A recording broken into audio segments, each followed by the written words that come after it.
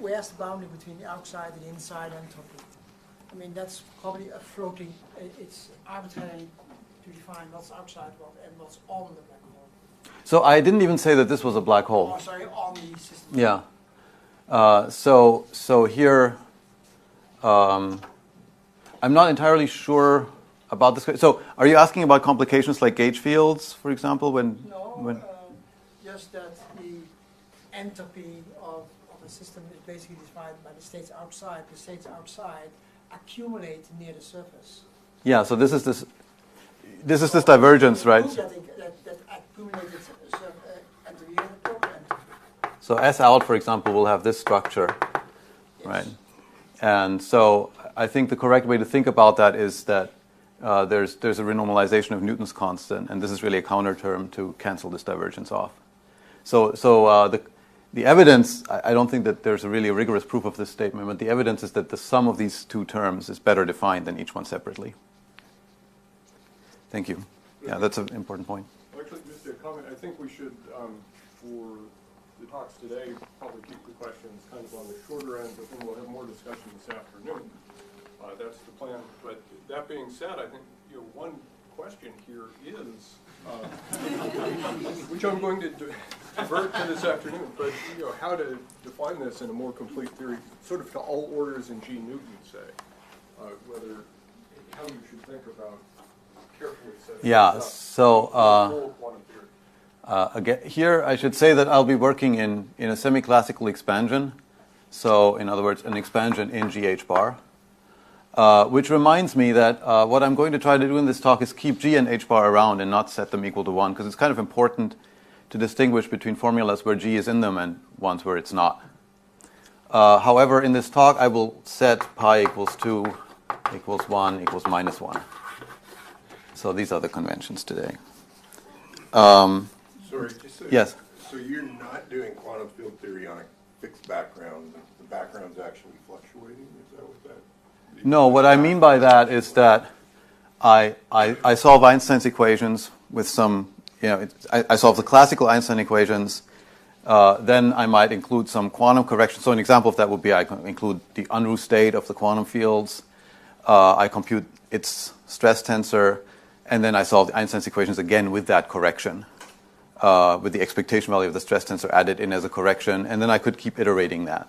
But the graviton was a quantum field that you included, right? Gravitons are complicated, and I refuse to talk about them in this talk. So I can interpret that as not included.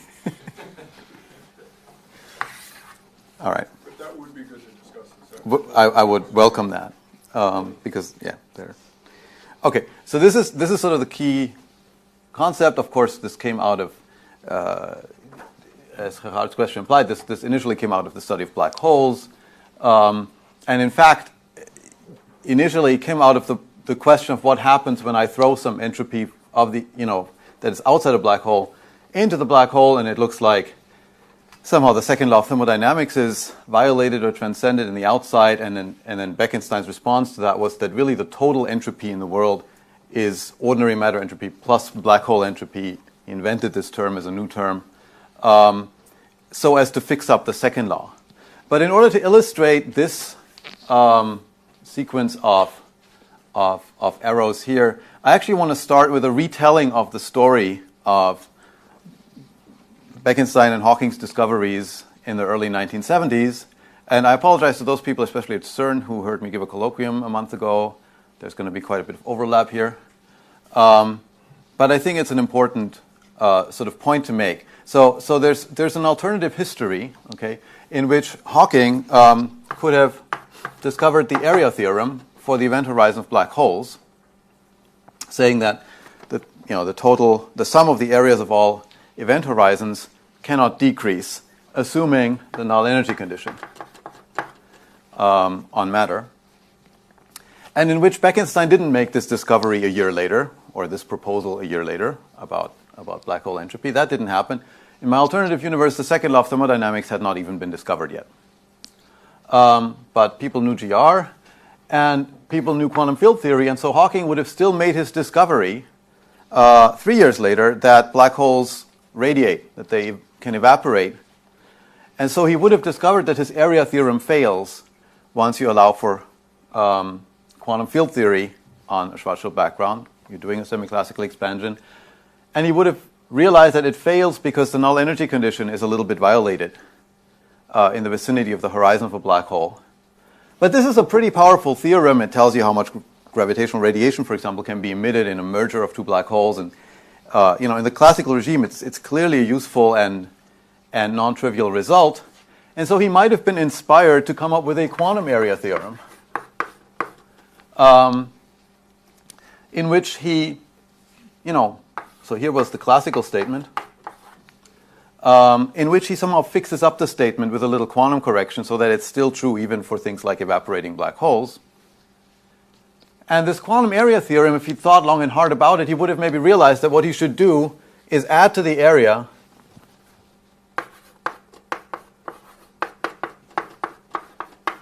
the entropy outside of the event horizon. And then for dimensional reasons, you have to multiply this by something, and there's really only the Planck scale that's available. So you could call that the quantum corrected area. Of course, it differs from the generalized entropy only through an overall factor of the Planck length squared. But you could have gotten to the generalized second law. This is really the same thing as the generalized second law, ds gen greater than or equal to 0. You could have gotten to it in this way. So instead of the way that Bekenstein got to it by worrying about what happens to the exterior entropy and then adding this gigantic term to correct the statement about the second law, you could have worried about what happens to the area theorem and then added a small correction to get a quantum area theorem, which is, of course, the same thing. Okay. And then you could have specialized to the special case where there are no black holes, and you would have obtained the second law of thermodynamics as a result of your quantum gravity guess. Okay, now this is a little bit of a cheat for a number of reasons that I'd prefer not to get into, but what I'm just trying to do is to say that the flavor of this sort of connection was already present, though never stressed, in this old bunch of results by Bekenstein and Hawking. Are there any, I guess, clarification questions at this point before I move on?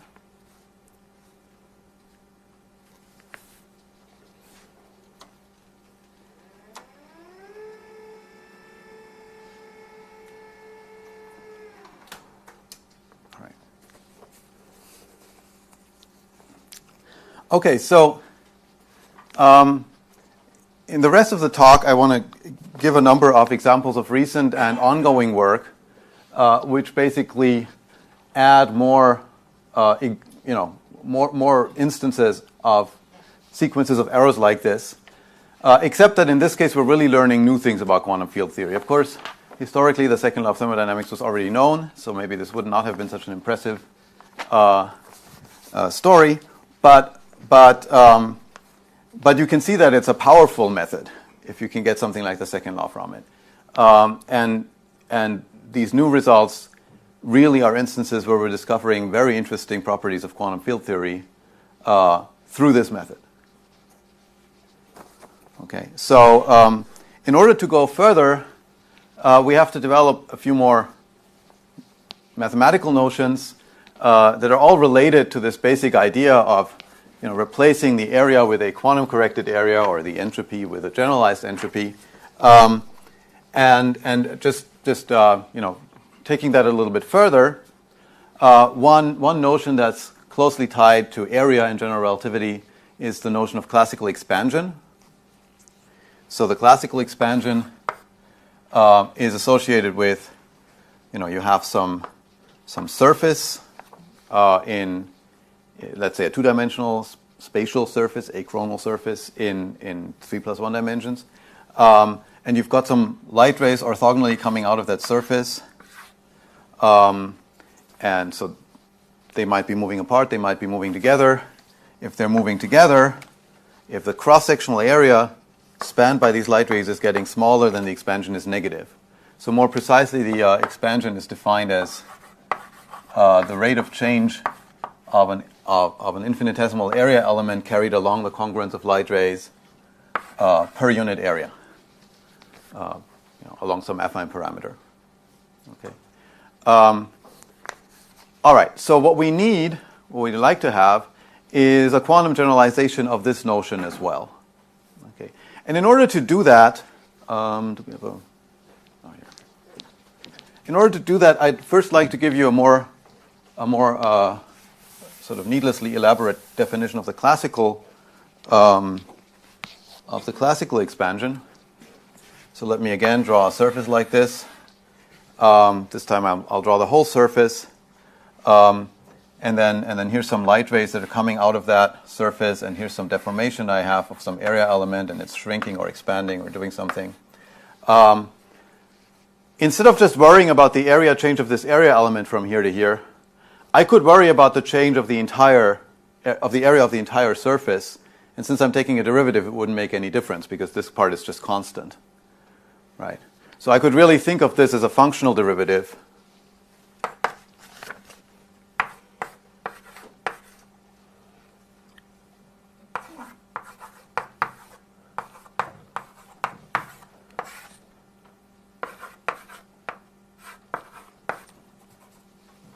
Where v of y somehow specifies the position of this surface along, a congruence of light rays, and I'm going to vary this at one place. Let's call that place y1, and I'm going to ask how does the area of the whole surface change under such a variation, and I have to put a 1 over the square root of the induced metric here to make everything work out. Okay.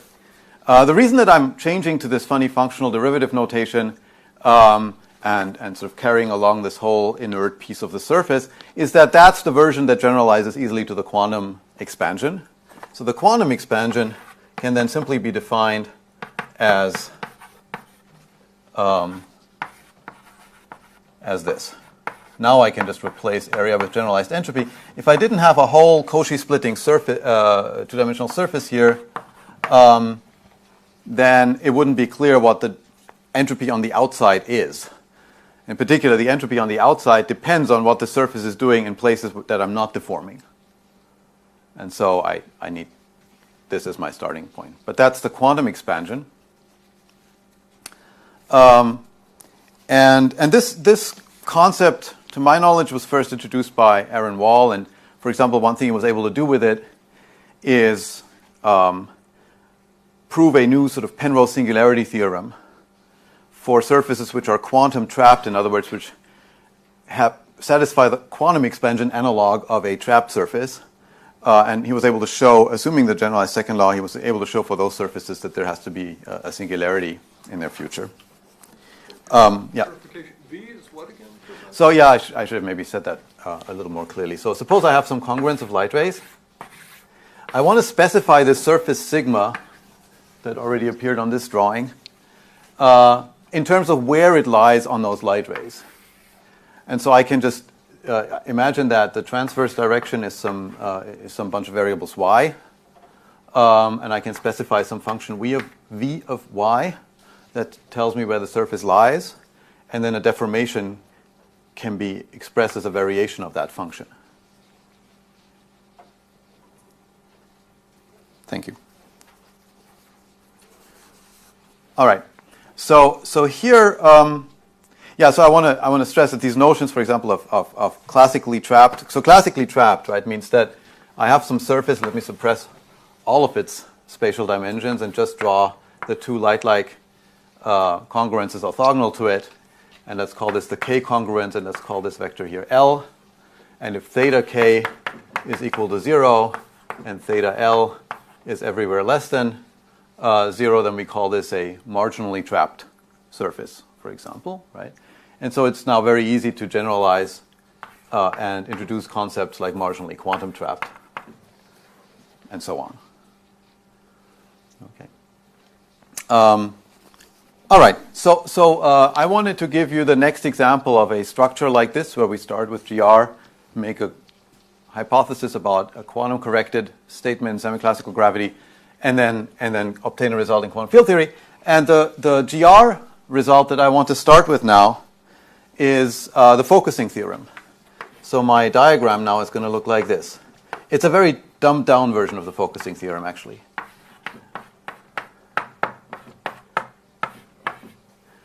So we're going to take the classical statement that light rays are always focused by matter. I don't know if you can you read this down here? Can anybody not read this down here? I should ask. Okay. So this has a prime here. What this means is that if light rays encounter some matter, they tend to get focused. Let's say they're parallel to start with. So theta would be 0, and then they encounter some matter, and then theta goes negative. What doesn't happen is that light rays get sort of made to expand by encountering matter, so long as the matter has positive null energy, or 0. Okay. So this is a classical statement. In fact, classically you can make stronger statements than this, but this is the one that we knew how to generalize. Okay, so this is work with Aaron Wall and Stefan Leichenauer and Jason Culler and Zach Fisher. I think that's, my students can correct me if I'm forgetting anyway. Okay, so that's the classical statement that we started with. Again, this assumes the null energy condition. If the null energy condition is violated, such as near a horizon of a black hole, then this statement does not hold. Indeed, near the horizon of a black hole, you have null congruences which do precisely this anti-focusing thing. And so it's pretty obvious what we're going to do here. We're going to conjecture that big theta prime is always less than or equal to 0. This is the quantum focusing, not theorem. I shouldn't say that, even though I wrote theorem up here. This is also not a theorem. It's a conjecture. This is a guess about quantum gravity. We think that once you include order GH bar corrections, this statement still holds, even though this one fails. Okay. Let me get rid of this.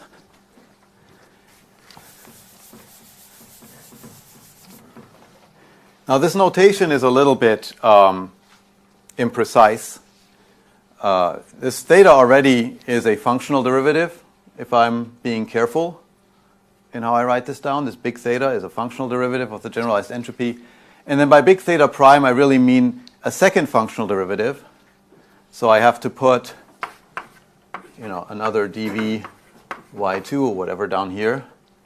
And so when I have a second functional derivative, there's really an important difference between whether I'm varying twice at the same point, like so, or I'm varying twice at two different points, where y1 is not equal to y2. If you vary twice at the same point, the answer that you get has a delta function that you will usually want to strip off, and you're interested in the prefactor. And if it's at different points, it does not. Okay. But another way of stating what theta is. Well, let me not. If you guys can ask later if you want more clarification on that. All right. So this is the statement. In other words, there's some combination of the behavior of the area spanned by the light rays and the entropy of the matter outside of the surface that's spanned by the light rays, and it's that combination that satisfies some sort of negativity. Not each term separately. So maybe I should write down a couple more formulas just for sort of developing some intuition. So theta, of course, can be expanded back out as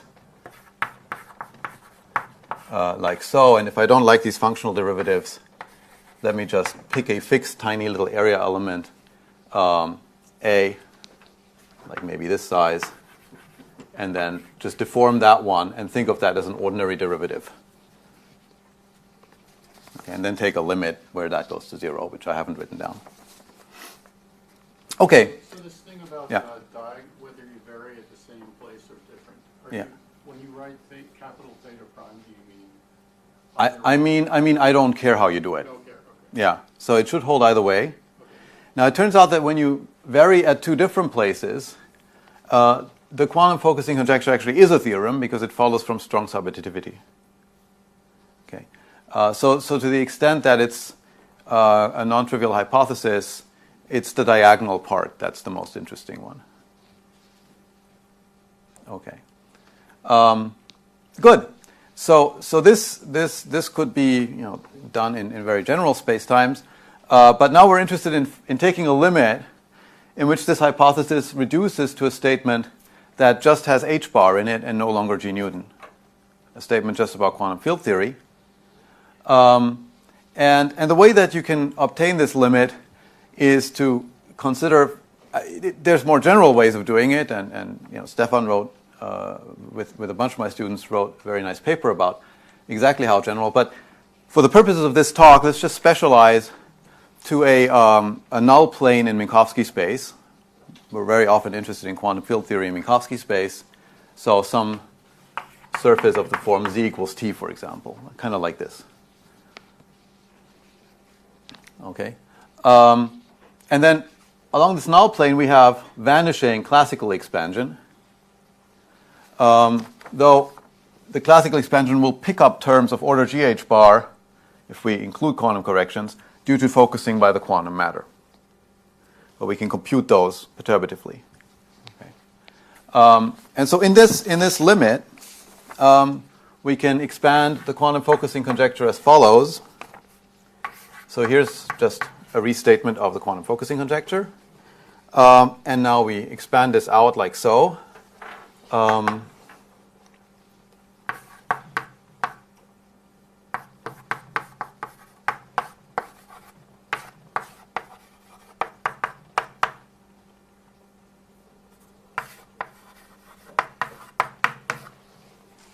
Okay. Sorry. This theta comes from the derivative of 1 over the area element, so that picks up a theta here.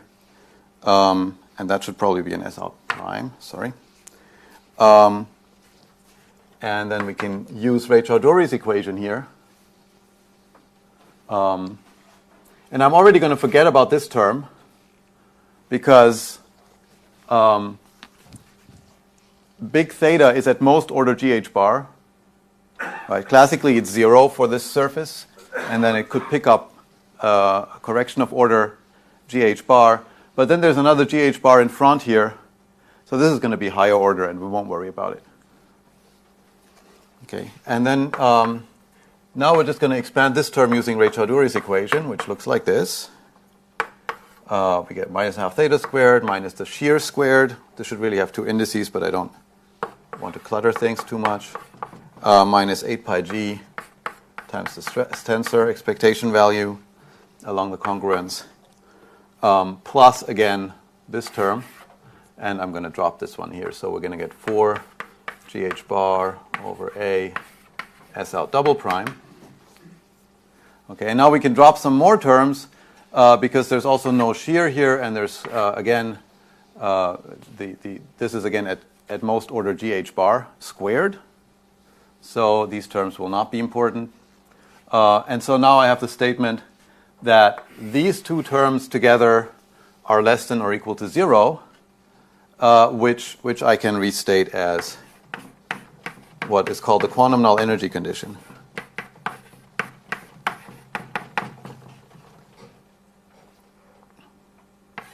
Let me maybe write this out explicitly this time as a limit as some cross-sectional area goes to 0.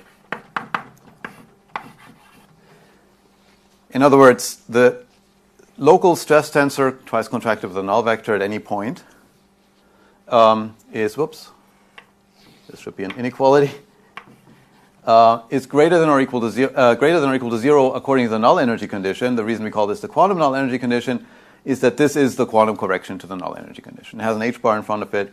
And what now forms the lower bound for the local stress tensor is this non-local quantity, the second derivative of the von Neumann entropy on one side of the surface on one side of the cut of this null plane that I'm considering under these variations.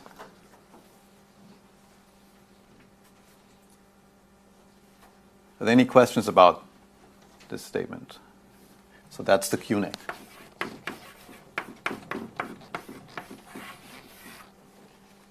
Quantum null energy condition. Okay, so there are a couple things that I should say about the quantum null energy condition. Unlike the second law of thermodynamics, this was not known But I think it's fair to say that this is not a statement we don't care about. It's of great interest to have some kind of lower bound on the local stress tensor. Now, it was known for a long time that there could not really be such a lower bound as a local statement. Here, and one way to get around that is to integrate the local stress tensor over a whole light ray, a null line, and then say that that's the average null energy condition. That quantity has to be positive. Here, we treat the non-locality on the other side. This von Neumann entropy, of course, depends not just on the surface at the place where you deform it, but on the surface far away as well, and on the entropy of matter far from the surface. In any case, it's a new statement in quantum field theory, and since it doesn't have Newton's constant in it, we can hope to prove it within quantum field theory. And so such proofs were indeed found. We gave one in our paper for free quantum field theory. And I want to stress that while it took me one line to derive this from the quantum focusing conjecture, it takes you like 25 pages of pretty dense math to derive this from just relativistic quantum field theory. And so it's a rather obscure property, which is, I guess, why it had not even been guessed before within quantum field theory. But yes, you can prove it within. In fact, afterwards, it was also proven for interacting field theories. First, for ones with a gravity dual, assuming ADS, CFT, by Stefan and by Jason Culler, and then later by Faulkner and collaborators for general interacting theories. Yes. Should we interpret S out as being either regularized or vacuum subtracted, or does it matter? So here I'd like you. So that's a good question. So in general space-times, I mean, in a general setting, it's the combination of the two that's well defined. Here, since I'm taking derivatives, the divergences cancel out since classically nothing is happening here. So all of the surfaces sort of have the same divergences. And so this is by itself now well defined. But in fact, questions like this go into analyzing how much more broadly I can make a statement like this, other than for null planes in Minkowski space, and you can talk to Stefan about that. So yeah. you mentioned ADS-CFT. Is this relation sufficient to establish causality properties? That is, that bulk causality induces the right boundary causality in ADS-CFT, or do we need a different kind of inequality for that, like the achronal average null energy condition? I think this implies the ANAC. Yeah, the ANAC. This implies the average? Because you can integrate this statement up. Oh, wait, that's really important. Can you explain that? Well, you integrate this statement, and you use the fact that certain things are going to vanish at large distance. I mean, at infinity,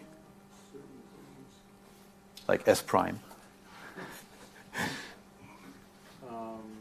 That's kind of a longer discussion. I mean, going through that in detail is not something I'll have time to do in this talk, but it's certainly something that we can go through in a discussion. In fact, there are lots of interesting things that come out of there are lots of interesting things that come out of asking that question.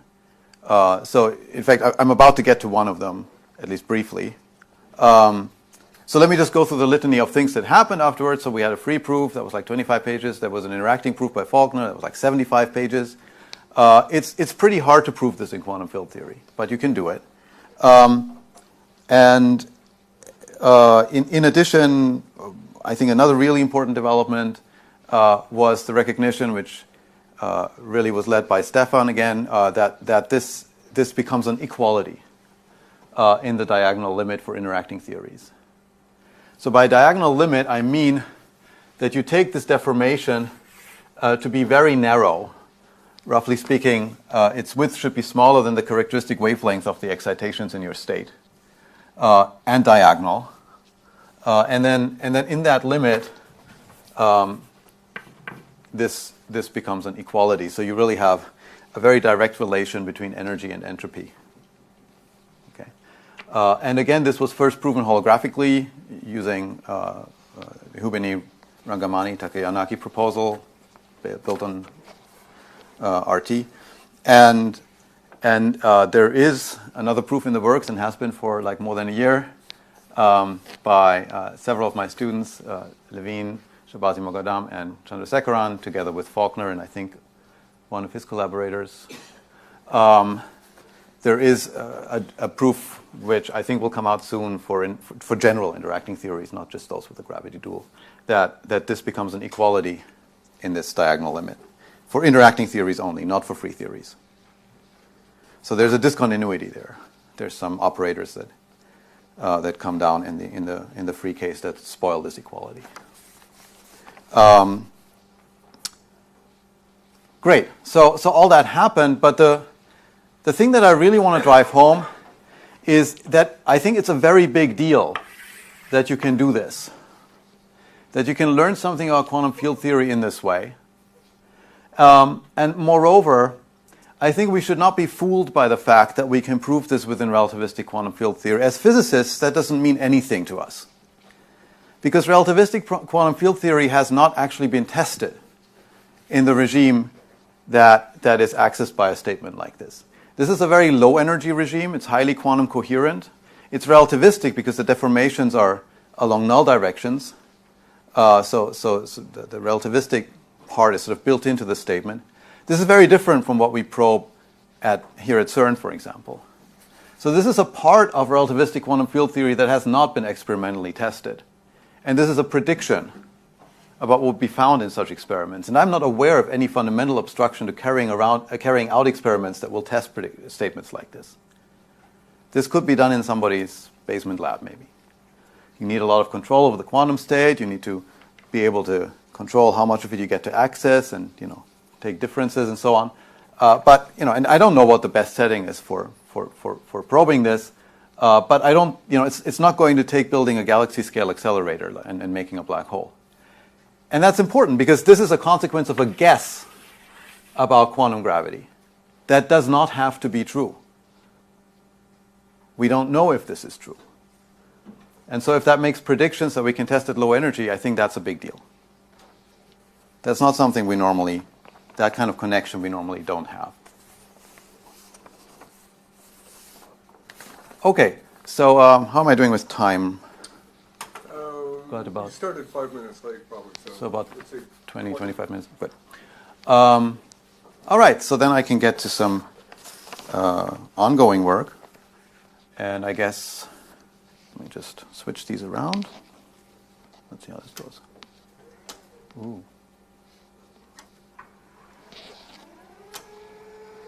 Actually, you know what? I'll do this differently. Yeah, no, this is non-commuting. I'm actually going to leave this one up and erase the other one because, okay, God, how do I do this? Come on. Oh. No, I want this up. Yeah. All right. Oh, too much. This is really annoying. Like, what would have been wrong with just doing this by hand? They are tiny blackboards. Okay. Yes.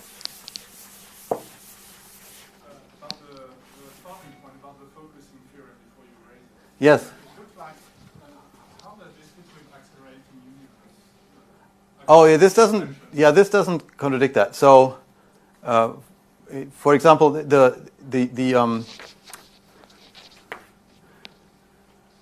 so the effective stress tensor of vacuum energy, when you contract it with a null vector, is 0 because it's proportional to the metric, and so vacuum energy does not affect the expansion of light rays at all. Yeah. Thank you. So then it doesn't like. Yeah. So there's no assumption here that the strong energy condition holds. That would be bad because it clearly doesn't hold.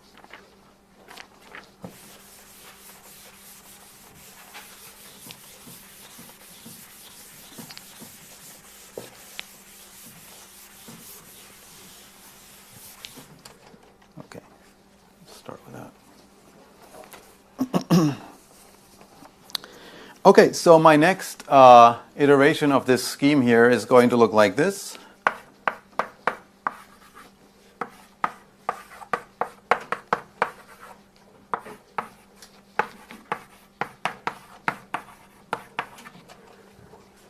Okay, and I'll try to explain what these cryptic things mean. This means Engelhard wall, and Engelhard is here, so anything that is confusing about this, ask Netta.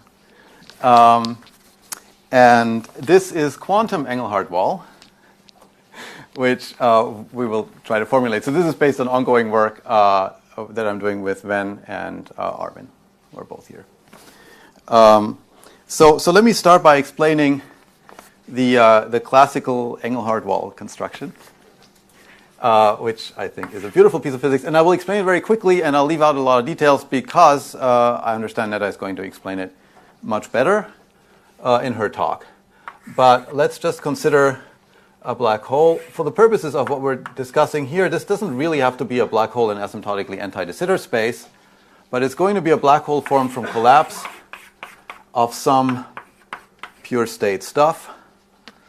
Okay, so this is fundamentally in a pure state. If we do have a gravity dual like in ADS, the CFT will be in a pure state. And there's an age-old question of how to make sense of Bekenstein's formula for the entropy of a black hole if we know the entropy is actually zero. And of course, the way that we would like to make sense of it is the same way that we make sense of me handing you a box filled with hot gas or something. And maybe the hot gas is in a pure state. But if I don't tell you which pure state it is, then you're going to have to coarse grain. And all you'll know is the temperature and the volume and the pressure or something. And from that, you can compute the level of your ignorance. In other words, the entropy. That is a coarse-grained entropy. If I now feed you the information about which exact quantum state this gas is in, then the entropy is, of course, zero. We'd like to have a similar story for a black hole. And I really want to stress this is a very old and very deep problem, which I think these guys completely solved. I don't think that this is getting nearly enough attention. So their statement is, well, first of all, you can't actually always do this. And there are good reasons to believe that, for example, if you just pick some surface on the event horizon, there is no good coarse graining prescription. What they did instead is they pick a surface on a future holographic screen, or apparent horizon, if you will. This is a surface which is marginally trapped. So here I'm talking purely about a classical statement. This is classically marginally trapped. In other words, the expansion of the light rays here is 0, and the expansion of these light rays here is negative. Theta L is less than 0. Okay. And these surfaces have special properties that allow them to carry out their construction. For a black hole that isn't seeing much accretion anymore, those surfaces will be very close to the event horizon. Okay, but in general, they could be quite a bit inside. Okay, and there's some other restrictions on these surfaces which I will not go into in this talk, and that I'm sure Netta will discuss, but that's sort of the key assumption. In your picture, is there accretion that's not shown? Yeah, in this picture, there's a weak amount of, I'm assuming, roughly speaking, a genericity condition that there's not exactly zero energy going in. If you did have zero energy going in and just Hawking radiation, then you have to do something different. We don't have Hawking radiation. This is right now the classical, we're in the classical part. Yeah. Well, okay. Yeah. So here's the construction for the coarse graining. What you're supposed to do is forget something, right? We have to forget something to get coarse graining. And we have to keep something. Like in the case of the box, it was the volume and the pressure or something, right? So what they're telling us to forget is the inside of this surface. So here's r equals 0. Everything on this side we forget. Everything on this side, called the outer wedge, we keep. So this, we can make that one Cauchy slice of the outer wedge, and that gives us really information about all of this. This stuff we keep. This part of the geometry we forget completely, and now we try to put as much entropy as we can on this side. Okay. Now, this is a sort of hybrid argument where we have to know a little bit about quantum gravity to understand what it means to put as much entropy as possible on this side. But I want to stress that ultimately the construction itself is purely classical. Okay. So what Netta and Aaron noted, what it means to put a lot of entropy on this side, is it means, thanks to the Ryutake and Nagi proposal, we know what that should mean. It means that you should try to put an extremal surface of as much area as possible on this side. So you invent a new auxiliary geometry which has an HRT surface, an extremal surface. Sorry, I never actually defined this. Most of you, I'm sure, know this, but it's a surface in which both null expansions vanish. Okay, so this is locally stationary under any variation, stationary in the area under variations in any directions. It isn't really extremal, by the way. It's stationary, but okay, everybody says extremal surface. So you try to put one there. Why is that the right thing to do? Because we secretly know that, at least in ADS-CFT, the way that the entropy of a quantum state would be computed is exactly by the area of the extremal surface that is homologous to the boundary. Here we're keeping the whole boundary, so we're looking for an extremal surface that is, basically a sphere, topologically a sphere, somewhere inside the space-time, something I can't contract further. I didn't have that in my original space-time. I could contract spheres all the way to r equals 0, so there was no extremal surface. But I can build a new space-time. And now there's two things that you can do. First of all, you can show that, so let's call this surface here, again, sigma. And there's some hypothetical extremal surface x somewhere in your auxiliary geometry. And you can show that the area of x is less than the area of sigma using the null energy condition and a bunch of other insights. This is relatively easy to show. Okay, so you already know that the most you can possibly hope to do is to find an extremal surface that has area equal to the marginally trapped surface you started from. And then in a very beautiful construction, Neda and Aaron showed exactly how to get that. And the way that they get that is they define their new geometry in terms of initial conditions specified on a null slice. That's basically an extension of this K congruence of the old geometry backward in time and inward, in which you require that this is basically completely stationary. You take the geometry of your marginally trapped surface, which, by the way, doesn't have to look like some kind of curve, horizon or anything like that. It could be quite wildly shaped. And you're allowed to just sort of transport that as a fixed cross-sectional geometry along a bunch of light rays. Of course, there's hard work involved. You have to show that corresponds to consistent initial conditions that satisfies the constraint equations and so on. But you basically arrange for the expansion to be 0 and for the shear to be 0 along here and to have exactly the same intrinsic geometry. And then, you started with a situation where the L expansion going this way was negative, the K expansion was 0. You're waiting to find some place where the L expansion also becomes 0. You've already arranged for K expansion to stay 0, but then you want to find a place where the L expansion is 0, and you have to prove that that exists. And so there's some differential equations, and you have to know their properties, and you can prove that you'll eventually find such a place. Okay. So again, the details, I'm sure, is something to hear from Neda about. And so then this shows that you can always achieve this and no greater area for your extremal surface. And so now there's a quantum state that's dual to this new geometry that you've constructed, which has an entropy given by, the area of your original marginally trapped surface, which is a good measure of the area of the black hole. Anyway, if you don't like that one, you're out of luck. That's the one that can be coarse-grained. So that's the story. And again, I want to stress that while the motivation for this choice comes from ADS-CFT, we wouldn't maybe have thought of the role of stationary or extremal surfaces as being so fundamental without having ADS-CFT. The construction itself is a purely classical construction. And what I now want to discuss is what happens when we try to elevate this to a quantum construction. And by this I mean that, again, we consider an expansion in GH bar where there's some non-trivial quantum matter. We're interested now not just in coarse graining, we're not just interested in what coarse graining corresponds to the Bekenstein area equals entropy term. We're interested in what coarse graining corresponds to the generalized entropy that I have. In other words, the area of sigma plus the entropy outside of sigma. Okay. what is the thing that I need to do to find a quantum state on the boundary here, which really has that much entropy, area plus S out. Okay, and which in some sense satisfies the same criteria that you're holding the exterior fixed and you're varying only the interior. Okay, so that's sort of the task. Okay, and right, and so here are some key things that we noted will have to be accomplished, or the conjecture will have to be accomplished.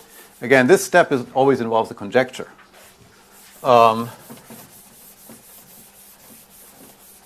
In order to carry out this construction.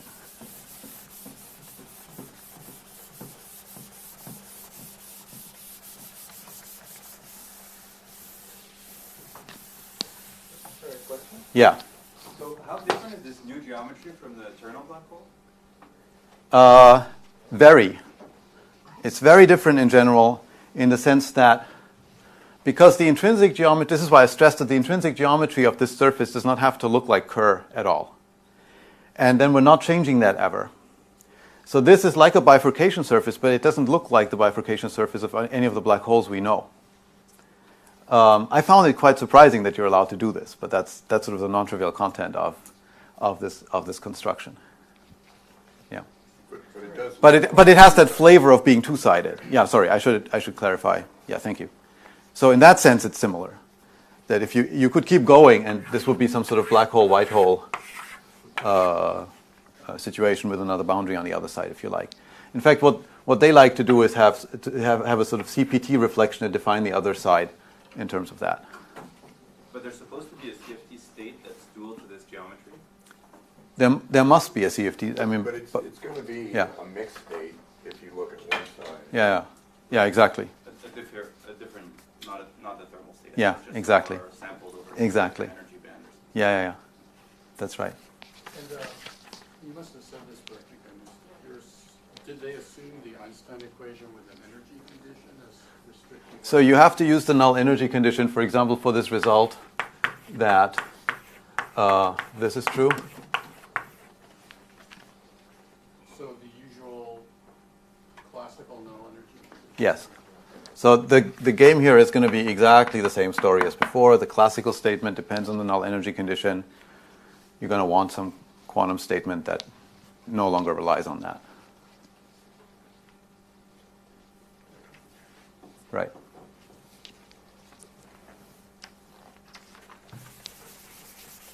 Right. So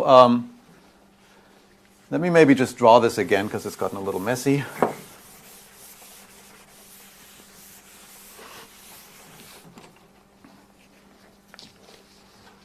I better speed up. So here's my black hole. Now we consider a quantum marginal surface. So we need big theta k to be equal to 0, and big theta L is going to be negative. If we didn't do that, the actual classically marginally trapped surfaces are actually outside of the horizon, and it would be a disaster. So it's immediately clear that this would not work. So we want to start with quantum marginally trapped surfaces. Again, the quantum expansion in the k direction is then exactly 0 here. But we would like to carry out the construction in the same manner as Engelhard and Wall otherwise. In other words, we'd like there to be a stationary null surface so that we can control both the area and the entropy until we get to a quantum extremal surface,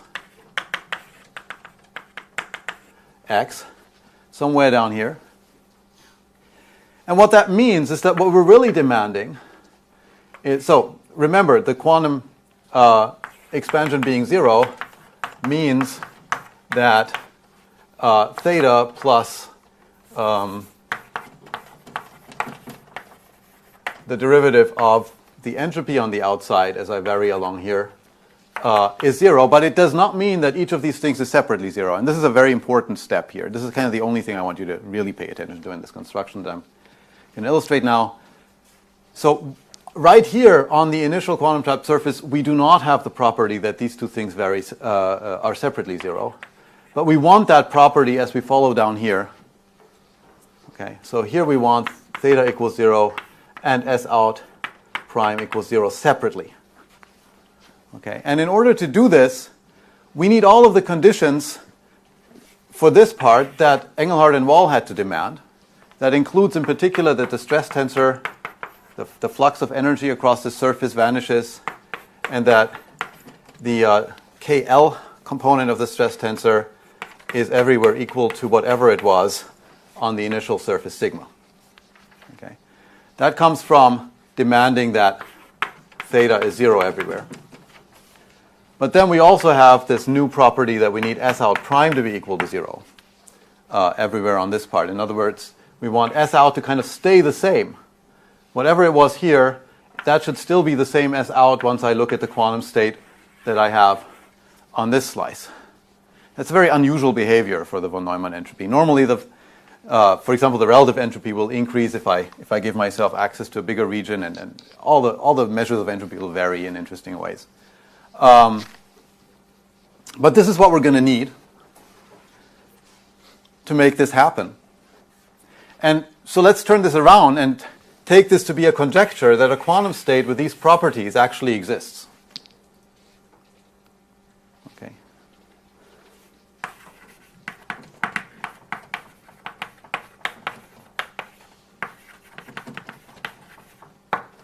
All right. So this is now the conjecture. This is the analog of the, quantum area theorem, the generalized second law. It's a guess. It's the analog of the quantum focusing conjecture, which was a guess. This is also a guess. Okay. But now let's see what that guess implies when we reduce this to a situation where we can make a quantum field theory statement. That's a situation where we really have a killing horizon here, and we're very close to it. In other words, we're working perturbatively around a horizon on which all the light rays have infinite affine parameter lengths in both directions. Okay, and in that state, in that limit, what this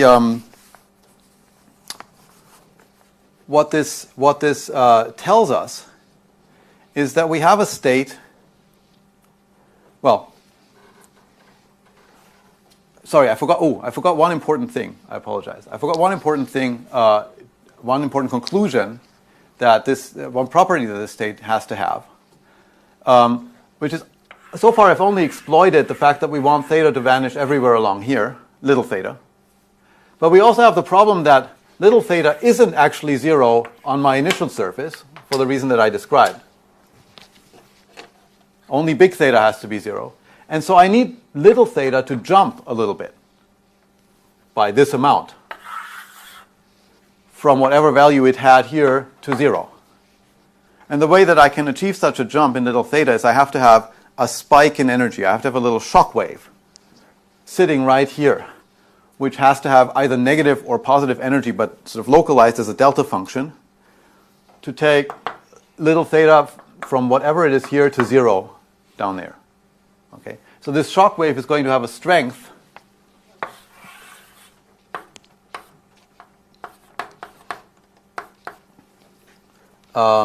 S prime h bar over 2 pi times delta of v minus v naught, if we consider this variable here to be v and this point here is v naught, for v less than or equal to v naught. In other words, I don't know what the stress tensor looks like here. That could be anything.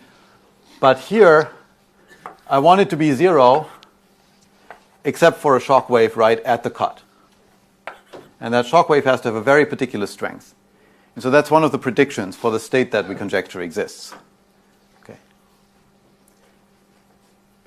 Now, if we assume that this is true, we get something very interesting in the field theory limit. Namely, we get a state that proves Wall's and conjecture.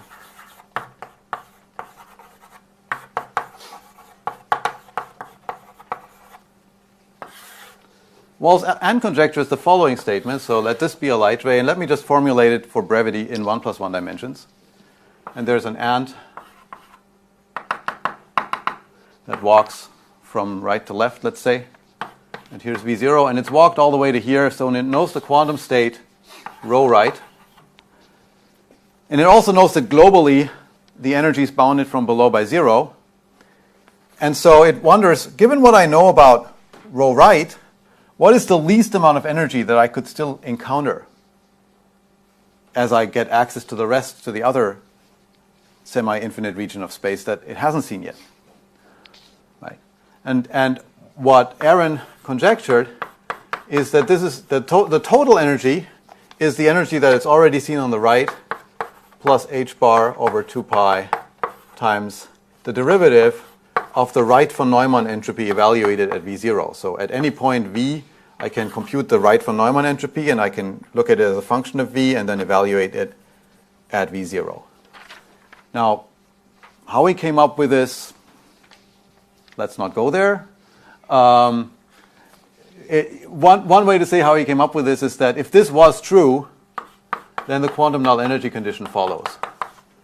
Right? Because it's fairly easy to see that the derivative of this m is minus the stress tensor plus the second derivative of the entropy, and it's also fairly obvious that that this derivative has a sign because we're looking at the smallest amount of energy that you might have, and if I place weaker restrictions on that by moving this point a little bit to the right, then that can only go down.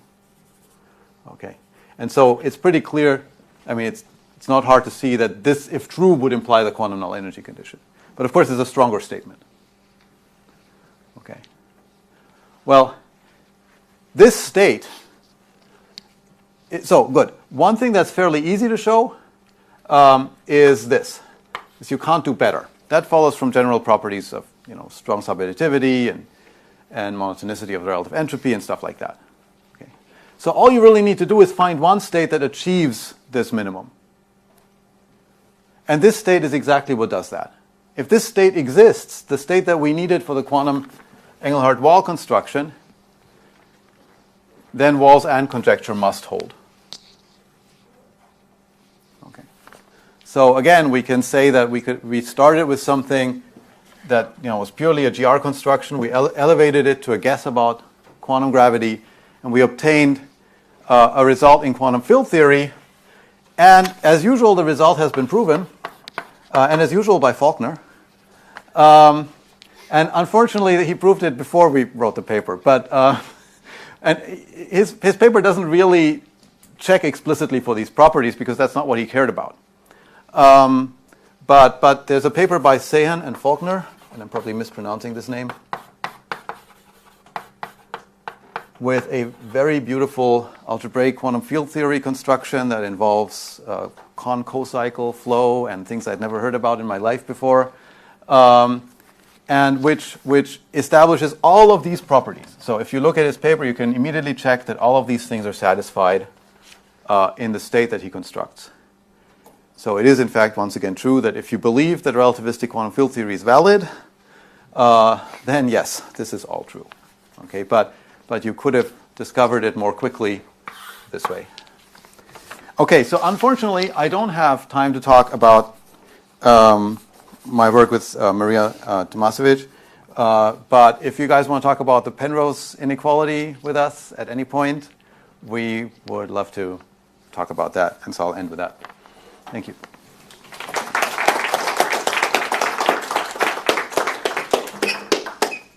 Any fairly quick questions? Yeah. So you know how to make these conjectures because you know how to replace the area by the content area. So is there any other quantities that allows you to play a similar game apart from the area?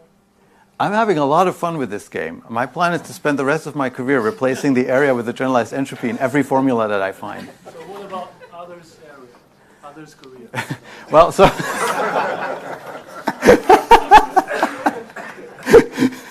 look, I mean, you just need to automate this. Well, let me actually give you an example. It's a little bit subtle. I mean, it doesn't always quite work the same way, and maybe I should just say one thing as a warning.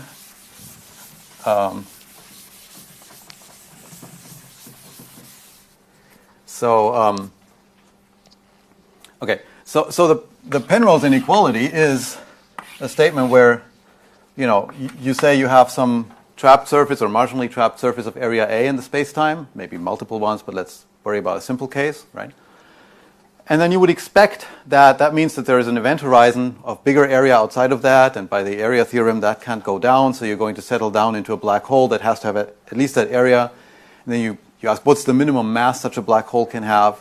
Well, that's a Schwarzschild black hole of that area. And by this you get an inequality of this form, which you can think of as a generalization of the positive energy theorems. Okay, so you'd expect the mass at infinity, like the ADM mass or the Bondi mass, depending on exactly how you define things, to satisfy this. And now one thing that's very clear, I think first of all it's clear that this is again violated at the semi-classical level because you can put some negative energy out here. That in cases where this is initially saturated, like Schwarzschild, that can lower the mass on the outside and not change this area, for example, and violate this theorem. And so you want to have some quantum Penrose inequality, right? But this is clearly the wrong answer. Why is this the wrong answer? At least in asymptotically flat space, and I think in some sense also in ADS, but let's talk about asymptotically flat space. It's clear that you can put as much entropy as you like at no cost in energy in soft particles at great distances. And so you can make this arbitrarily badly violated. So there's simply, there isn't by itself a relation between energy and entropy if you don't also constrain space somehow. And so this is clearly not the right answer. Okay, so our current guess is that instead of having classically marginally trapped surfaces that go here, we should think of quantum marginally trapped surfaces that go here, but still use the area. It's not sure that this guess is correct, but I think there should be some generalization, and this seems to me currently the most plausible one. So that's the one we're exploring. Any other quick questions? So, the zeroth law that the surface gravity of a stationary black hole is constant is related to the bifurcation surface not being singular in space-time. So I'm just wondering in this proof by Engelhard and Wall of the presence of this sort of virtual bifurcation surface, you emphasize a couple of times that this marginally trapped surface need not be Kerr-like, so it could look like something with a non-uniform surface gravity. But again, on the other hand, it's not. And then they assume something like stationarity and projecting it to the past, right? Because theta had to be Zero, yeah. So it just seems a little bit in tension with that fact that non-uniform surface gravity extrapolated to the past on the horizon leads to a singularity at the bifurcation surface. I'm just wondering why that. Maybe this is good for a discussion. Maybe Neda could. Yeah, I should let Neda comment on that first. Yeah. I think you're referring to the actual event horizon in this treatment, Mm-hmm. and you were talking about this marginally trapped surface, which lies behind the event horizon.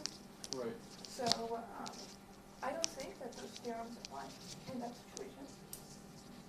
Yeah, So- it should be a killing horizon. Yeah, That yeah. That's So if it's a killing horizon, then it does work, right? I mean, then, That's right. but in general, there's no definition, I think, of the surface gravity that even applies. Yeah. Is there one last question? Well, Gerard? there's a simple thing about your philosophy. It could be that only one quantum field theory is consistent with general relativity. So if you take general relativity, quantum gravity, switch Newton's constant to zero, there's only one field theory that satisfies all the conditions. But your philosophy is that all quantum field theories should allow a general relativistic. No, I did not say that. I think it is interesting that certain universal properties of relativistic quantum field theories are essentially determined much more directly by this reasoning via general relativity and its semi-classical extension, and very hard to discern in quantum field theory.